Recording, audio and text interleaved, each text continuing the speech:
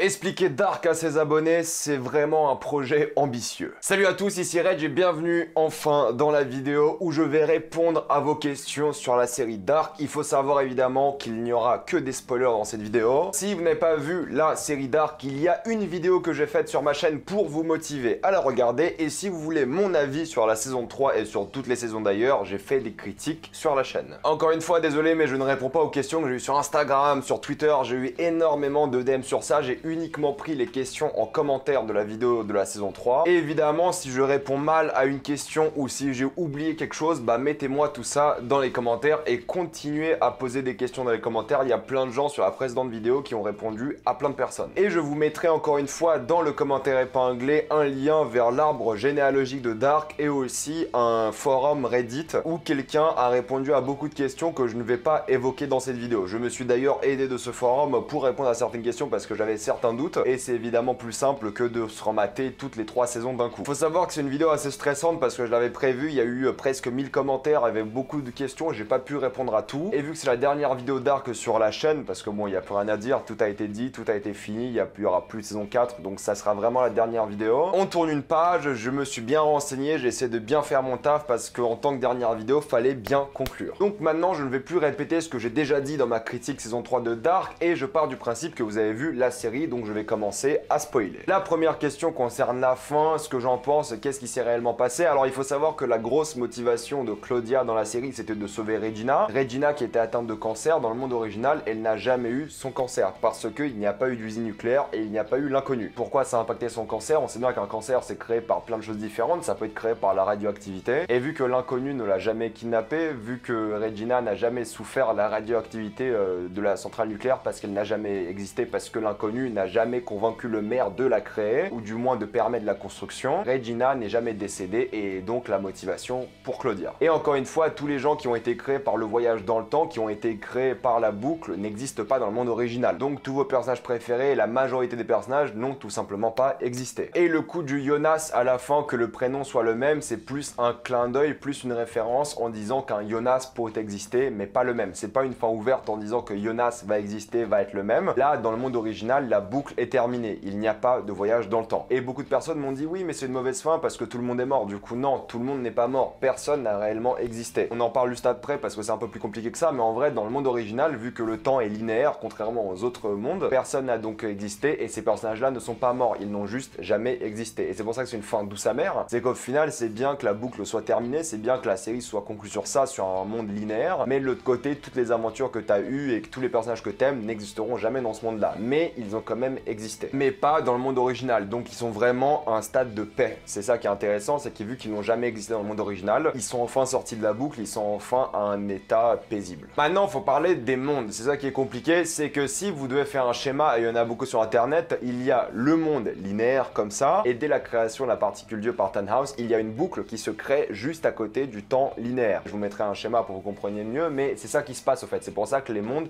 ne sont pas linéaires. C'est pour ça que le monde d'Adam et d'Ève ne sont pas linéaires temporellement. Et c'est ça qui est un peu compliqué à comprendre d'un point de vue mental, parce que pour nous, le temps est linéaire, il y a un début, une fin, et on avance dans le temps. Sauf que dans le monde de Adam et d'Ève, le temps ne fonctionne pas comme ça. Le temps est en boucle. Du coup, le temps a lieu à différents moments et en même temps à la fois. Le concept du film Premier Contact, c'est exactement la même chose. Le temps n'est pas linéaire, il a lieu à la fois en même temps. C'est un concept difficile à comprendre, mais si tu comprends que Adam et Ève vivent dans un monde qui n'est pas linéaire, toutes leurs actions s'emboîtent et ils font toutes leurs actions en même temps. Il n'y a pas d'ordre de visionnage en soi à la série. Mis à part pour le temps linéaire, vous pouvez regarder la série dans n'importe quel ordre parce que du coup, tous les éléments ont lieu en même temps. Maintenant que vous avez vu la série, vous savez que chaque événement qui va avoir lieu dans la boucle temporelle a lieu en même temps. Et l'un des gros points de rupture, si ce n'est pas le gros point de rupture, c'est le fait de sauver Jonas ou pas. Lors de l'apocalypse, lorsque Adam tue Martha, il y a deux possibilités. Ou Martha B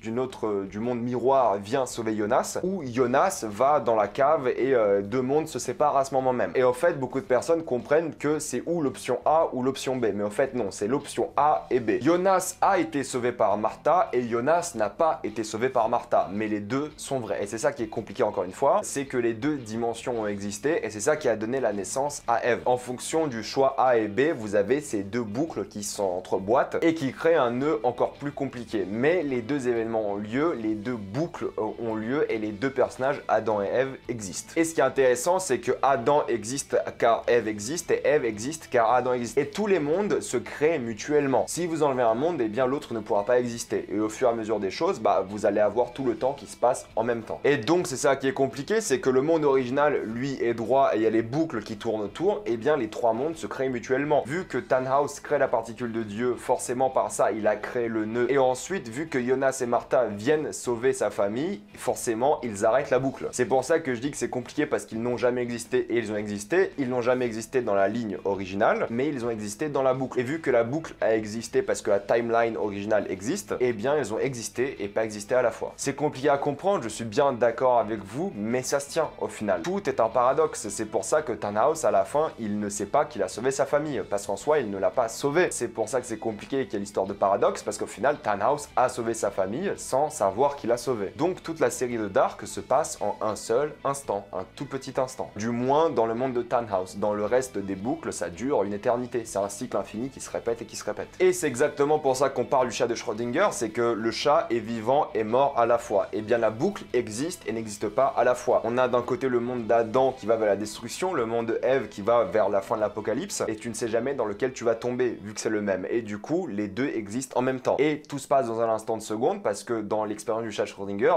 le chat est mort et vivant à la fois durant un instant. Donc nous, ce qui se passe, c'est qu'on regarde à l'intérieur de la boîte. On voit les réalités où le chat est vivant et pas vivant à la fois. On voit les réalités où Jonas et Martha existent et n'existent pas à la fois. Je vous mettrai le schéma dans le commentaire épinglé, évidemment, pour que vous puissiez lire un peu mieux. C'est compliqué à expliquer avec des mots, mais si vous avez vu le film Premier Contact, de mes souvenirs, c'est exactement la même chose. L'une des grosses questions, et beaucoup disent que c'est une grosse critique de la série, c'est que Claudia n'a aucun moyen de savoir qu'il y a un moyen de casser la boucle. Pour résumer rapidement le côté symbolique, Claudia est le diable. Elle manipule Adam et Ève, Tannhaus est Dieu, et on a le fruit du péché, la machine à voyager dans le temps, et la pomme évidemment qui permet de voyager à travers les dimensions. Donc en plus de ça, il y a le fruit défendu, il y a Dieu, il y a Adam et Ève, enfin vous comprenez le délire. Donc avant que Claudia meure et ne meure pas en même temps, elle apprend la boucle. Alors au fur et à mesure de vivre un cycle, au fur et à mesure de comprendre les indices, Claudia vit en boucle le temps. Et au fur et à mesure des choses, elle apprend à voir que cette boucle-là est infinie et que ça ne s'arrêtera jamais. C'est pour ça qu'elle essaie de trouver un moyen de casser la boucle. Et c'est pour ça que c'est compliqué encore une fois, c'est que oui, elle arrive à casser la boucle, mais elle arrive à casser la boucle parce que la boucle existe. Si elle n'avait pas vécu la boucle plein de fois pour apprendre qu'il faut casser la boucle, elle n'aurait jamais su qu'il faut casser la boucle. Donc en cassant la boucle, elle crée aussi la boucle, si vous me comprenez. Tout le voyage de temps de Dark repose sur le fait que c'est un paradoxe. Donc Claudia a eu et pas eu la conversation avec Adam. Le nœud existe et n'existe pas à la fois. Et le seul endroit où il n'y a pas vraiment de boucle, c'est durant le monde original. Et pour revenir rapidement à la métaphore d'Ariane, ça s'applique parfaitement au monde, c'est qu'Ariane, c'est évidemment l'histoire du labyrinthe et l'histoire du fil rouge, qu'on voit dans la série plusieurs fois, il y a la pièce de théâtre, tout ce que vous voulez, mais Ariane, c'est l'histoire de revenir en arrière. Pourquoi elle a un fil, c'est que si elle est perdue, elle revient en arrière, elle comprend. Et c'est ça l'histoire du backtracking un peu. Le fait de revenir en arrière de la série, c'est que quand tu comprends Ariane, quand tu comprends Claudia, tu comprends qu'elle essaie de revenir dans le temps pour essayer de trouver son chemin. Donc c'est un peu Claudia Ariane dans l'histoire, parce que c'est elle qui fait du backtracking, c'est elle qui revient en tirant le fil rouge, et c'est elle qui comprend que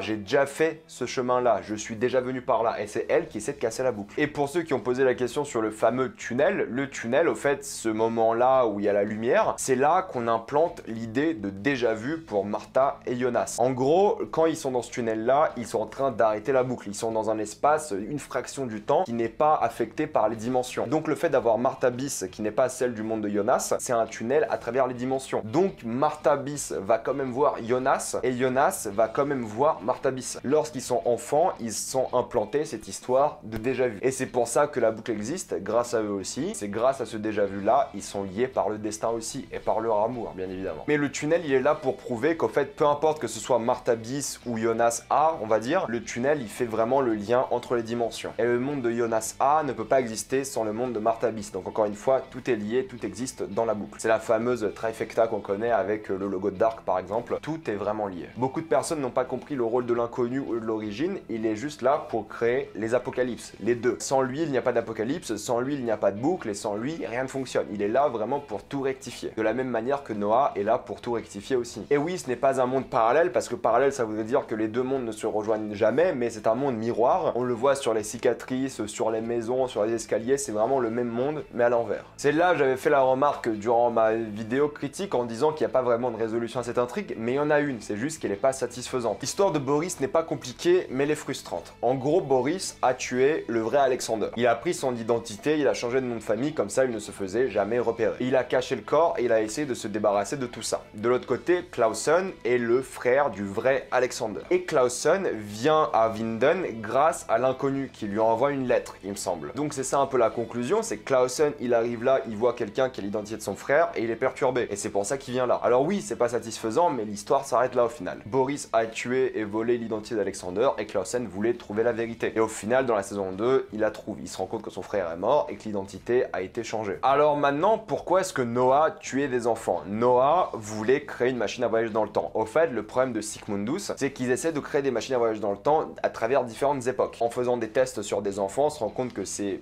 le début du voyage dans le temps et ils ratent. C'est pour ça que les enfants sont morts à cause de la barre en métal et du coup ils ont les yeux brûlés. Enfin bref, c'est du mauvais design et il essaie de créer la vraie machine à voyager dans le temps. Du moins l'une des premières itérations. En soi, la première machine à voyager dans le temps, elle est en 1888, il me semble, mais elle est beaucoup plus avancée que celle de Noah. Mais Noah commence à faire la machine dans le temps à son époque. Du coup, forcément, c'est l'une des premières et il rate beaucoup de fois, il y a beaucoup d'enfants qui meurent, etc., etc. Et c'était nécessaire de faire cette machine dans le temps parce qu'il fallait faire remonter Helge dans le temps. On n'a pas vraiment de réponse nette et précise de pourquoi, comment, mais en gros, c'est ça. C'est juste pour créer la première machine à voyager dans le temps et faire remonter Helge. Maintenant, pas mal de gens m'ont dit comment ça se fait que la technologie d'Adam est beaucoup moins avancée que celle de Ève. Pour ça, il y a deux explications. Déjà, Adam, il a créé sa technologie fin 19e, début 20e, alors que Ève a eu le droit à des outils du 21e siècle. Et en plus de ça, on voit bien que l'apocalypse du monde de Ève est beaucoup plus désertique. C'est littéralement un désert. Donc, on suppose que vu que c'est un monde miroir, c'est possible qu'il y ait une apocalypse beaucoup plus violente parce qu'il y a eu une radioactivité beaucoup plus violente. Et s'il y a une radioactivité beaucoup plus violente, forcément, la machine à voyager dans le temps, vu qu'elle marche grâce à la radioactivité, sera plus performante. Et pour revenir un peu aux critiques qui ont été faites à la série, beaucoup de gens critiquent le fait que tout s'explique par la boucle. Oui, tout s'explique par la boucle, c'est un peu le concept de la série en soi, t'es obligé d'expliquer ça comme ça, donc forcément ça fait un peu de la frustration parce que du coup tout s'explique par des paradoxes, et beaucoup vont me dire oui mais du coup aucun personnage a une vraie motivation. C'est faux. Alors oui, il y a des personnages qui ont des motivations dignes de la boucle, on leur dit fais ça, ils font ça, mais parce qu'ils sont contraints par la physique de la boucle de faire certaines choses. Alors oui, on peut faire la remarque que Ulrich avait une vraie motivation au début, mais au fait comme tous les personnages, ils ont des vraies motivations, mais plus t'avances dans le temps, plus ils comprennent que leurs motivations ne sont pas réelles et qu'ils doivent respecter la boucle. De toute façon, ils le feront quoi qu'il arrive parce que c'est comme ça que la boucle fonctionne. Donc il y a beaucoup de personnes qui disent que c'est fainéant. Moi, je trouve ça très intéressant et vraiment bien mené. Beaucoup de personnes ont dit aussi que le suicide de Mikkel n'avait donc aucun impact. C'est faux, Mikkel se suicide parce qu'il aime son enfant, tout simplement. Et il sait que sans son suicide, son enfant n'existera jamais. Et c'est pour ça qu'il se suicide aussi, comme tout dans le monde de Dark, c'est par amour. Beaucoup de personnes ont dit que les personnages sont naïfs, mais ils sont pas naïfs, ils ont juste pas de libre arbitre. C'est une critique du déterminisme, cette série. Le fait de pas avoir de libre arbitre et d'être vraiment, on va dire, contraint de respecter les règles physiques du monde et de la boucle, c'est le message de Dark. C'est une critique du déterminisme et du libre arbitre, et à la fin, tu vois ces gens qui arrivent à s'en détacher. Ils arrivent à casser la boucle. Donc pour moi, c'est pas de la naïveté, c'est pas facilement expliqué par la boucle, c'est juste l'histoire de la série, tout simplement. Pour moi, c'est compliqué de critiquer la naïveté des personnages, leur motivation, quand c'est tout le but de la série, c'est de parler de ça. Enfin bref, c'est un peu pour répondre aux critiques négatives qui disent qu'il n'y a pas de motivation, c'est naïf, tout est expliqué, tout est logique, d'après moi. Comment Trante a survécu l'apocalypse? Il a été mis au courant par Claudia qu'il y avait l'apocalypse et il a pu se cacher. Beaucoup de personnes ont survécu l'apocalypse. Pourquoi pas lui? Moi, ça ne m'a pas du tout dérangé. Comment Adam a survécu à la fin de la saison 2 après avoir tué Martha? Il avait tout simplement une machine à voyager dans le temps. On le voit dans la saison 3. Comment Anna remonte dans le temps aussi? Elle a volé une machine à voyager dans le temps. Comment Jonas est devenu Adam à cause des brûlures? On le voit avec sa machine à voyager dans le temps. Il essaye de la construire et il se brûle à chaque fois. Et au final, il se brûle tout le visage, tout le corps, tout simplement. D'ailleurs, il y a une scène où ce n'est pas le vieil acteur qui joue Adam, mais l'intermédiaire, pas le jeune non plus, et tu vois qu'il est beaucoup plus maigre, tu vois que c'est le début de sa transition, et tu vois que c'est pas le même acteur, pas la même voix, etc. etc. C'est pour ça que c'est tragique, c'est qu'il est devenu Adam à cause de ses tentatives ratées en boucle et en boucle. Pourquoi à 33 ans? Référence biblique, Jésus est mort à 33 ans. Pourquoi un Ouroboros? Encore une fois, le symbolique du serpent, Adam et Ève, le fruit défendu, bon, vous avez compris. En plus de ça, c'est l'éternité, c'est la répétition, vous comprenez l'idée. Vous avez enfin compris qui était la dame du lac aussi, c'est évidemment Katharina. On voit bien Bartos qui essaie de faire peur à Martha avec cette histoire. Vous avez compris que c'est le corps de Katharina qui a été tué et qui a été mis là-bas, et ça explique aussi le collier. Maintenant, un truc que j'ai pas vraiment de réponse et j'ai pas compris, et d'ailleurs les forums que j'ai regardés ont pas de réponse non plus, on est un peu perdu sur ça, c'est pourquoi est-ce que Martha se voit recouverte de césium. Il me semble qu'il y avait Tannhaus qui avait déjà eu une sorte de vision de quelqu'un qui était recouvert de césium, mais il était un peu traumatisé par ça. Corrigez-moi si j'ai tort sur ça, mais Martha qui se voit recouverte de césium dans cette saison, J'ai pas compris. Je ne sais vraiment pas ce que ça représente. Voilà, j'espère avoir répondu à un maximum de questions concernant Dark. C'était un peu compliqué, il fallait faire beaucoup de recherches, il fallait revoir des scènes, c'était un peu, voilà, complexe. Si j'ai dit des bêtises, encore une fois, mettez-moi ça dans les commentaires, qu'on en débatte dans les commentaires. C'était la dernière vidéo sur Dark sur la chaîne. J'avais prévu d'en faire 3 pour cette saison et j'espère que ça vous a plu. C'était une aventure, je suis grave content, c'était une super série. On va en parler sûrement dans le top de fin d'année. Mais comme d'habitude, pensez à vous abonner à la chaîne pour plus de vidéos. Mettez un j'aime et partagez cette vidéo, ça aide beaucoup la chaîne. Si vous aimez la chaîne, pensez à la soutenir gratuitement grâce au lien Utip en faisant un don ou en regardant une publicité, ça me fait un peu d'argent. Suivez-moi sur Instagram pour des critiques exclusives, suivez-moi sur Twitter pour toutes les news et salut à tous.